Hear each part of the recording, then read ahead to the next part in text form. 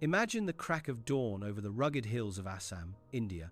On the 13th of December 1943, it's 9:27 a.m., and Second Lieutenant Philip Adair, a 23-year-old hotshot from the heartland of America, is banking his Curtiss P-40 Newton's Warhawk into a sharp climbing turn. The air is thick with morning mist, but suddenly, like ghosts emerging from the fog, a massive swarm of 64 Japanese warplanes appears just 3 miles to the east, barreling straight toward his home base at Denjan Airfield. Adair, with his sharp eyes honed from 43 combat sorties under his belt, spots them first. He's flying solo this morning, the only Allied pilot in the sky, patrolling the skies to safeguard the vital Hump airlift route that keeps supplies flowing to General Chiang Kai-shek's forces in China. Adair hails from the 89th Fighter Squadron, part of the legendary 80th Fighter Group, better known as the Burma Banshees, for their skull and crossbones insignia that struck fear into enemy hearts. These guys were the unsung guardians of the China-Burma-India theater, battling not just the Japanese but the brutal Himalayan weather and treacherous terrain. By this point in the war, Adair had already proven himself as a leader, commanding D-flight with a cool head and a steady hand. His bird, Lulu Belle, marked with the lucky number 44, wasn't your stock Warhawk. It had custom tweaks like an electric starter instead of the old hand crank, and those distinctive white wall tires that made it stand out on the muddy strips of Assam. It was his trusty steed, armed with 6 .50 caliber Browning machine guns that could spit fire for about 12 seconds straight, enough to make any foe think twice.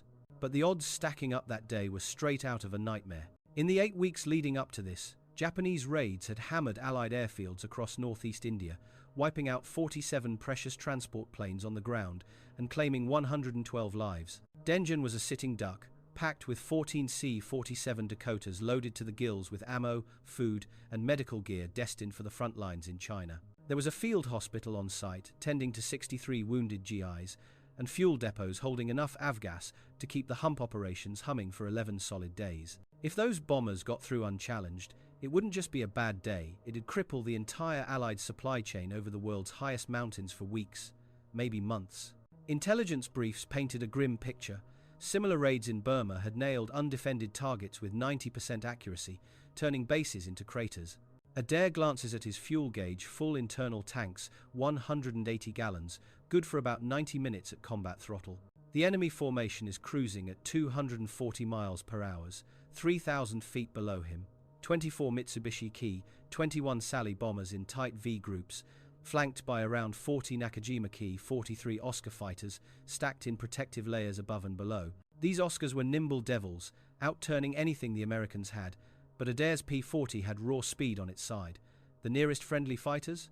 Stuck 38 minutes away at Jorhat Base. Standard Army Air Forces doctrine screamed to hold back when outnumbered more than 5-1 here. It was 64-1, a suicide run by the book. He could radio for backup and shadow them, buying time until reinforcements showed. But by then, the bombs would be raining down, turning Denjan into a fireball. Deep down, Adair felt a surge of that American grit, the kind that built the nation from frontier dust. He'd radioed the alert, but Control dismissed it with a curt, negative, thinking the blips were too far out. What they didn't know was, Adair had eyeballed them closer, a full formation itching for destruction. Frustration boiled in his veins, bureaucracy be damned, lives were on the line. He wasn't about to let his buddies on the ground pay the price. Pushing the throttle wide open, his Allison V1710 engine roared to life, manifold pressure spiking to 54 inches as the Warhawk surged to 320 miles per hour. Positioning himself 4,000 feet above from the south with the sun at his back, he had one ace up his sleeve. Total surprise. The Japanese crews, fixated on the target ahead, hadn't clocked him yet. They expected interceptors near the airfield, not 20 miles out in the blue. In that pivotal moment, Adair transformed from a routine patrol pilot into a lone warrior, ready to rewrite the rules of aerial combat.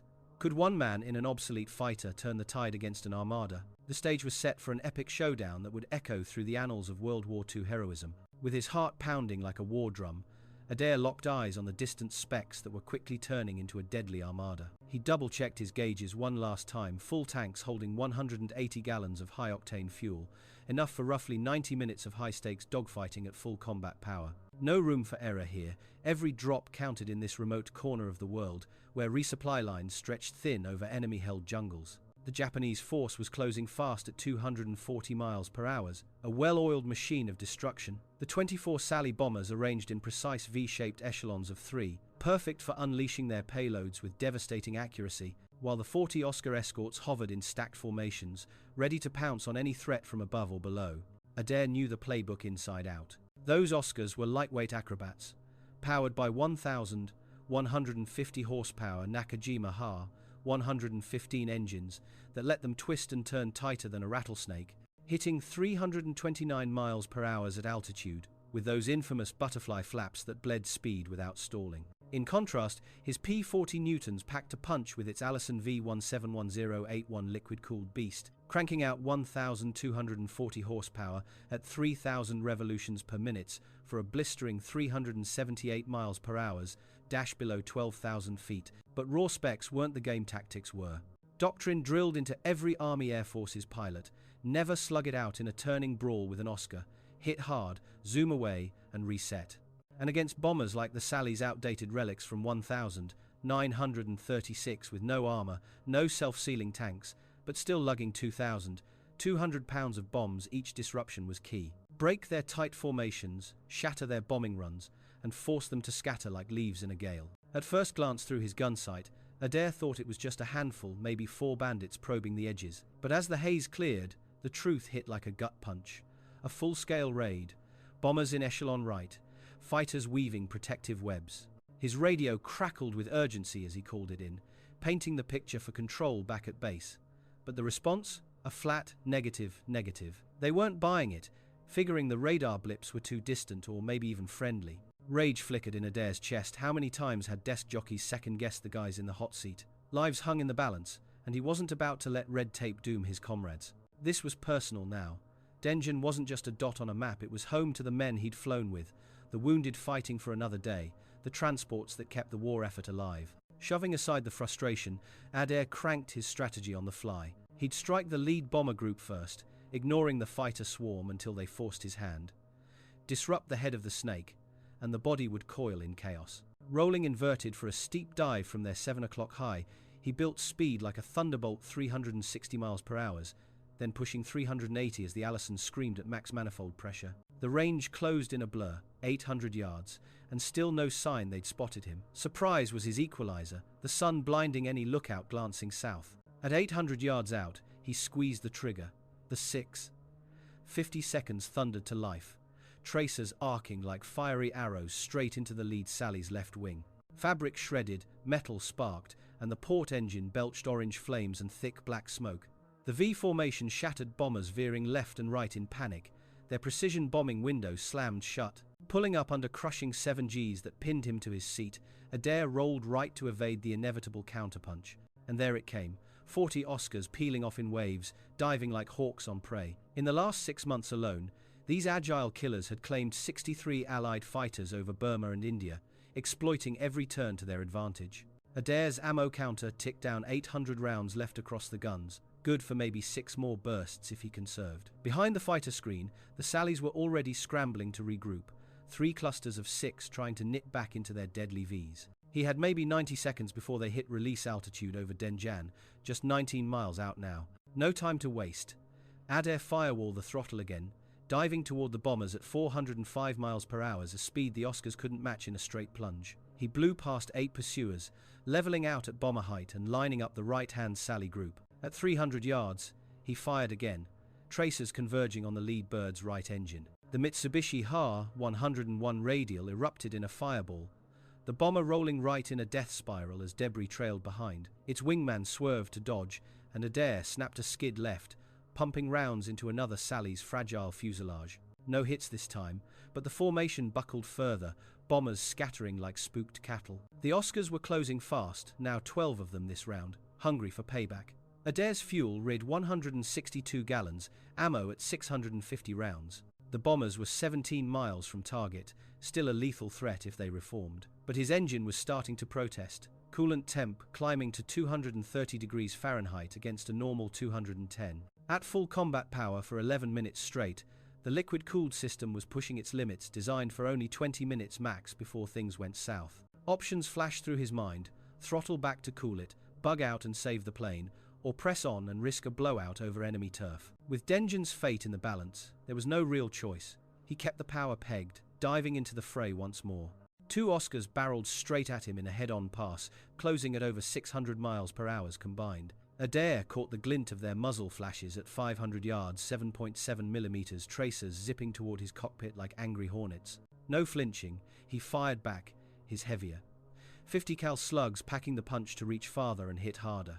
At 350 yards, his burst smacked the left Oscar's engine, cowling, sending the lightweight fighter shuddering off course with a trail of white coolant mist. Its buddy peeled away to follow, buying Adair a split-second breather. He rolled right and dove hard, but the coolant gauge was screaming, now 240 degrees Fahrenheit and climbing, the engine vibrating like it was about to shake apart from detonation in the cylinders. The Sallies were 15 miles out, two groups of 6 bombers knitting back into their bombing Vs, while a third lagged, scattered and struggling. Adair zeroed in on the lead pack again, blowing past 6 intercepting Oscars at 390 miles per hour, too fast for them to latch on. Leveling at their altitude, he unleashed another volley into the front Sally's right wing root. The structure buckled, the outer panel folding up like a broken umbrella before ripping clean off. The bomber flipped inverted and spun earthward, no chutes blooming from the doomed crew. Chaos rippled through the formation bombers, breaking in every direction, their pinpoint accuracy reduced to wild guesses over miles of dense jungle.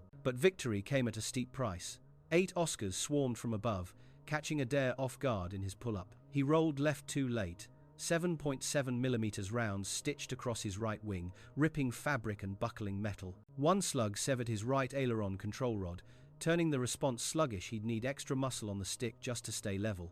Another burst raked the fuselage, sparking off the cowling and punching through the coolant reservoir. Green fluid sprayed across his windshield, and steam erupted from the engine seams as the temp spiked past 260 degrees Fahrenheit. Oil pressure plummeted, the Allison running rougher by the second.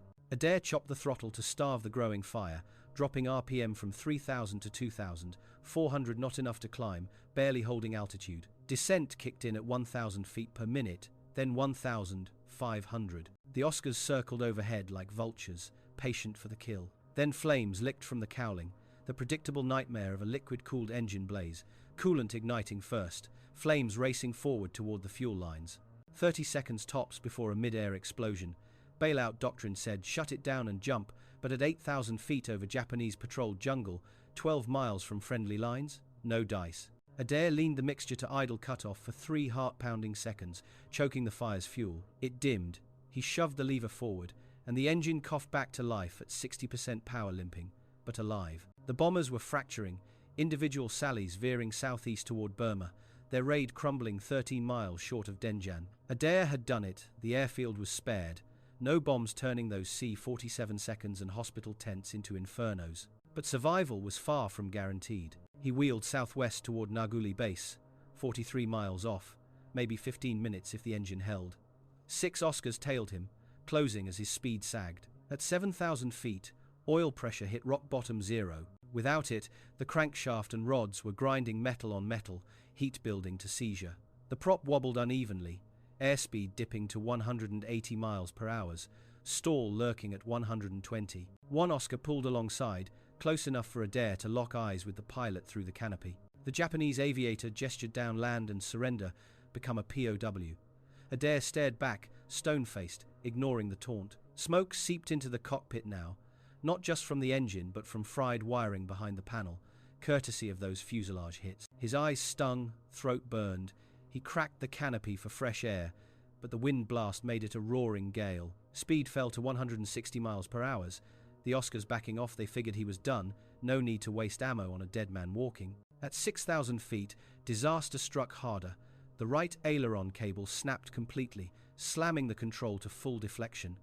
The P-40 rolled right, nose pitching down into a dive. Adair yanked the stick with both hands, nothing. Elevator cables were chewed up too, no pitch authority. Airspeed built 200, 220, 250 miles per hour as the jungle blurred upward. Altitude bled away. 3,000 feet, 2,500, 2,000. Crash imminent. Then, in a flash of ingenuity born from desperation, Adair remembered aerodynamics 101. The damaged aileron was forcing the right wing down upright, flip inverted, and it'd push it up instead. The stuck elevator, nose down in normal flight, would lift the nose when upside down. At 1,800 feet, he rolled the Warhawk fully inverted. Negative G's slung him against the straps, blood rushing to his head, vision reddening at the edges. The fuel system, built for positive loads, starved the engine. It sputtered but caught, rough as gravel. Miraculously, the nose rose, descent slowing.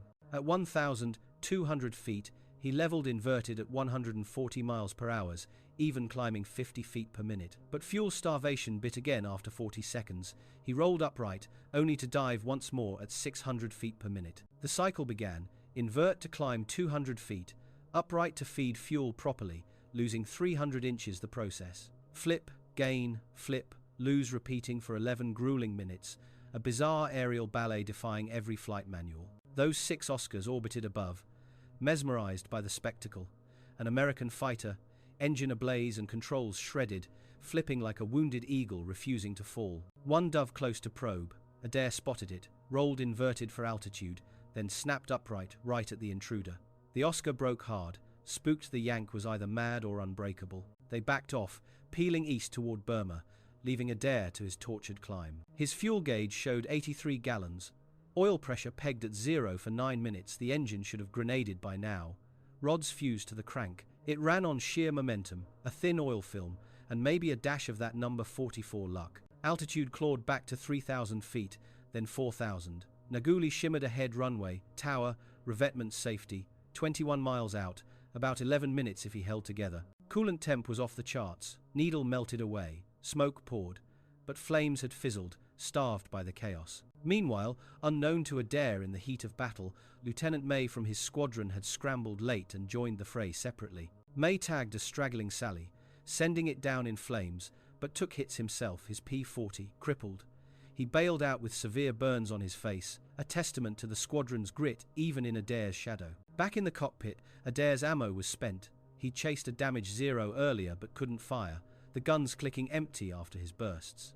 The gun camera film, plagued by Assam's humidity and heat, came out foggy, claims logged as probable for 1 bomber and a Zero, underscoring the raw, unfiltered heroism without perfect proof. At 5,000 feet, a new hurdle loomed: landing gear. Hydraulic, engine-driven, minimal power meant minimal pressure. He needed it down before the Allison quit for good. Flipping the lever did zilch, the pump wasn't spinning hard enough. Falling back on the manual hand pump 28 strokes for pressure, he loosened his lap belt, rigging it around the stick to hold neutral while he pumped two-handed. Muscles screamed from the effort, arms already fatigued from wrestling the heavy nose all fight. At stroke 23, pressure built. By 28, thunks echoed as left gear locked, then right. But drag spiked, speed dropping to 135 miles per hour, still flyable, but tight. Naguli was 7 miles out, 3 minutes. Vision tunneled from carbon monoxide buildup over 14 minutes, grey creeping in. He shook it off, fixating on the strip. Engine temp hit 310 degrees Fahrenheit, internals expanding toward failure. Tower crew spotted the smoking, erratic P-40 gear down, but flipping wildly. They prepped for a standard approach, unaware of the hell Adair had endured. Flaps were next on the checklist, but like the gear, they ran on hydraulics. Adair couldn't muster enough pressure for both, with the engine gasping at 40% output. Landing without them meant touching down hot, around 120 miles per hour instead of a gentle 90, chewing up more of Naguli's 4,000-foot runway. A flapless approach in a shot-up bird needed at least 3,000 feet to stop safely, doable if he nailed the flare and rollout. But 2 miles out at 2,000 feet, fate threw another curveball. The Allison quit cold. The prop windmilled to a halt, no thrust left. Suddenly, Lulu Belle was a brick with wings. Glide ratio about 8-to-1 on a good day from here, maybe 3 miles max. The strip was 2 miles off, theoretically reachable, but battle scars added drag. Bullet-riddled wings and fuselage turned smooth airflow into turbulence, slashing the ratio to maybe 6-to-1. He was going to fall short, slamming into the jungle just 200 yards from salvation after defying an air armada. Desperation sparked memory of a half-forgotten training nugget. Inverted gliding could cut drag in weird ways, the wing camber flipping to generate less resistance at certain angles. No one ever tried it for real, but with nothing to lose, Adair rolled inverted at 1,800 feet, 1 mile from the threshold. Upside down again, blood pooling in his skull, vision spotting red, he held it. Airspeed steady at 125 miles per hour, descent easing to 500 feet per minute from 700 upright. It worked, stretching his glide just enough. On the ground, tower spotters gawked at the inverted P-40, screaming in with gear dangling aerodynamically backward, struts stressed from upward loads instead of down. Tech Sergeant Robert Martinez, a grizzled crew chief from Texas, grabbed binoculars and thought it was a Jap infiltrator in a captured bird, prepping to strafe the field. He bolted to a 50 cal emplacement with 3 crewmen, traversing the gun toward the inbound threat. Adair, at 400 feet and half a mile out, fought encroaching blackout from CO poisoning grey tunnels, narrowing his world after 14 minutes of toxic fumes. He had 20 seconds of clarity left, roll upright too early, and damaged controls would nose him into the dirt, too late, and he'd overshoot into the perimeter fence. At 200 feet, 300 yards from the end, he snapped right side up. The bad aileron yanked the right wing down hard. He muscled left stick to counter, partial elevators giving just enough bite to hold the nose. The Warhawk wobbled in steep, nose-high, bleeding speed fast. Martinez's team tracked it smoke-belching, gear out, but erratic as hell. Friend or foe? Martinez held fire at the last second, gut telling him it was one of theirs. Crossing the threshold at 90 feet, Adair dropped like a stone 7 Gs on impact as mains hammered the concrete, struts bottoming out. The tailwheel smacked next, then the right gear buckled under the abuse. Right wing dipped, tip grinding runway in a shower of sparks and chunks. The plane ground looped 180 degrees, skidding backward 200 feet before halting in a haze of smoke. Fire crews sprinted over, hosing the smouldering cowling. Adair sat frozen for 12 seconds, then unbuckled, clambered onto the wing legs, jelly from exhaustion and poisoning. He grabbed the root to steady himself as ground pounders hauled him down. Martinez arrived, popping the cowling with his team. The Allison was toast. Pistons scored deep, crank warped, oil everywhere. 3 rods fused solid from the heat. Adair, shaking off the haze, walked the wreck with him, counting 16 holes in the fuselage, 7 right wing, 4 left. 1 round had sliced the aileron cable clean, another drained the hydraulics, a third fried the electrics. Lulu Belle was grounded, but her toughness shone repaired in just 3 days later for another pilot, a nod to the rugged Curtiss build. Muscle fatigue hit Adair hard now. He'd gripped the stick two-handed for chunks of the fight to fight the heavy nose, using those inverted spells as rest breaks to ease the burn in his arms. Word spread fast. The raid had fizzled 15 miles short, all 24 Sallies turning tail empty-handed, Oscars herding them home. No bombs on Denjan, no casualties, the Hump lifeline intact. Adair's solo stand had bought the time, his flips and dives a masterclass in turning wreckage into wings. 3 days later, on the 16th of December, 1943, brass from the 10th Air Force hauled Adair in for a debrief at headquarters. Still shaky from the ordeal, he walked them through every twist, the surprise dive, the hit-and-run frenzy, the mind-bending inverted maneuvers that kept him airborne when physics said quit. Flight docs poked and prodded, finding his blood still laced with carbon monoxide 72 hours out, levels that should have blacked him out mid-flight. Pure willpower had kept the lights on those final 11 minutes, a medical marvel wrapped in American resolve. Intelligence confirmed the win. All 24 Sallies had bugged out empty, formations in tatters 15 miles shy of Denjan. 0 hits on Allied turf, the C-47 seconds ready to fly, hospital intact, Hump ops rolling without a hitch. On the 8th of January 1944, Lieutenant General Joseph Stilwell, Old Vinegar Joe himself, boss of U.S. forces in the China-Burma-India theater, pinned the Silver Star on Adair's chest. The citation hailed his gallantry in action, spotlighting how one pilot, outnumbered and outgunned, hammered an enemy horde despite a riddled ride and creeping poison, saving vital hubs from ruin. Adair downplayed it in his humble way, even questioning if his chaos alone caused every bomb to miss modesty from a guy who'd flipped the script on doom. But the facts stood. His stand turned a potential catastrophe into a Japanese retreat. Adair wasn't done lighting up the skies. He racked up 95 more combat hops with the 80th, hitting ace status with 5 confirmed kills, including a double takedown of Oscars over northern Burma in July 44. Across 2 Lulu Belle Warhawks, logging 113 missions total before switching to the beefier P-47 Thunderbolt, he embodied that unbreakable spirit. The number 44 on his bird? It became his talisman, following a 43-mission streak into this fateful 44th, a quirky nod to fate smiling on the bold. He shipped stateside in September 1944, riding out the war's end before serving 3 decades in the Air Force, hanging up his wings as a full colonel in 1971. The Burma Banshees pressed on till August 45, their death's head skull emblem a grinning menace on P-40 noses becoming a CBI icon, synonymous with terror from above.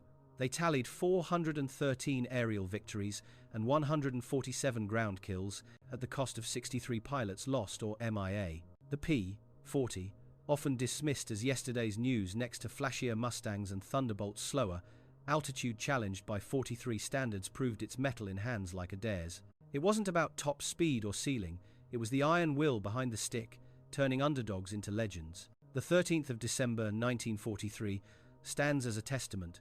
Impossible ratios crumble when one refuses to fold. Adair's control hacks, alternating inverted and upright for 11 minutes, gear-down inverted approach were firsts and lasts, defying manuals and inspiring aviators for generations. In the grand tapestry of World War II, it's stories like his that remind us heroism isn't scripted.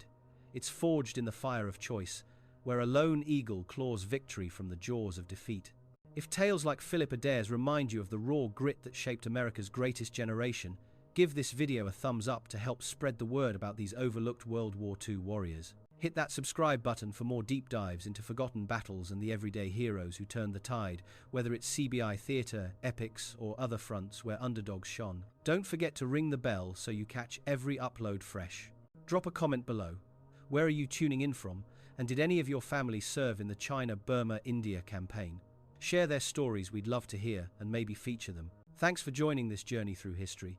Stick around for the next one.